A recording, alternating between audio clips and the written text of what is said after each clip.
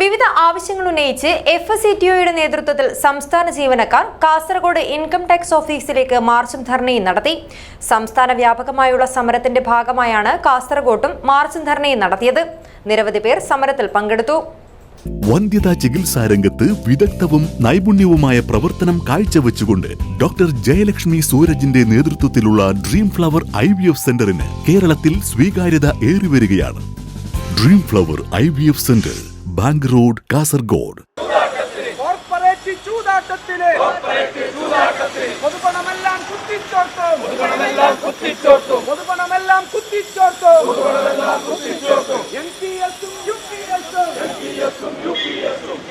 PFRDA നിയമം പിൻവലിക്കുക, പഴയ pension പദ്ധതി പുനഃസ്ഥാപിക്കുക, ശമ്പള പരിഷ്കരണ നടപടികൾ ആരംഭിക്കുക, DA ശമ്പള പരിഷ്കരണ കുടിശ്ശികകൾ അനുവദിക്കുക, കേന്ദ്ര ഗവൺമെന്റിന്റെ കേരളത്തോടുള്ള സാമ്പത്തികോപരോധം അവസാനിപ്പിക്കുക, മെഡിസെപ് ഭവന വായ്പാ പദ്ധതി തുടങ്ങിയവ അപാകത പരിഹരിച്ച് നടപ്പാക്കുക, ദേശീയ വിദ്യാഭ്യാസ നയം പിൻവലിക്കുക തുടങ്ങിയ ആവശ്യങ്ങൾ ഉന്നയിച്ച് സെക്രട്ടേറിയറ്റിലേക്കും ജില്ലാ കേന്ദ്രങ്ങളിലേക്കും നടത്തിയ മാർച്ചിന്റെ ഭാഗമായി FCTO കാസർകോട്ട് മാർച്ചും ധർണയും നടത്തി.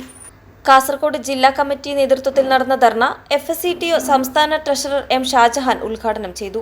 2014 ആരോഗ്യ മേഖലയിലുള്ള തുക മാറ്റിവെക്കപ്പെട്ടിട്ടുള്ളത്, കേന്ദ്ര സർക്കാർ മാറ്റിവെക്കപ്പെട്ടിട്ടുള്ളത് 2014 3.8%, GDP-യുടെ 3.8% മാറ്റിവെക്കപ്പെട്ടിട്ടുണ്ട് എങ്കിൽ ഇന്നത് കുറഞ്ഞ് 2024 ആയപ്പോൾ 2.6% എന്നുള്ള നിലയിലേക്ക് കുറഞ്ഞു വന്നിട്ടുണ്ട് എങ്കിൽ കേരളത്തെ സംബന്ധിച്ചിടത്തോളം കേരളത്തിന്റെ GSDP-യുടെ 5.6% എന്നുള്ള നിലയിലേക്ക് കൊടുക്കുന്ന തരത്തിലേക്ക് വരുന്നു.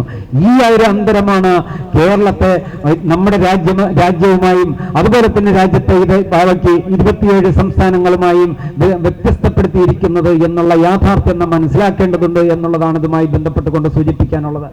ജില്ലാ പ്രസിഡന്റ് K. ഭാനുപ്രകാശ് അധ്യക്ഷത വഹിച്ചു. ജില്ലാ സെക്രട്ടറി K. ഹരിദാസ് സ്വാഗതം പറഞ്ഞു. KSTA സംസ്ഥാന സെക്രട്ടറി K. രാഘവൻ, V. ചന്ദ്രൻ, T. ദാമോദരൻ, T. പ്രകാശൻ അമ്പിളി, B. രാധാകൃഷ്ണൻ, KV. രാഘവൻ എന്നിവർ സംസാരിച്ചു. News bureau, Kasaragod.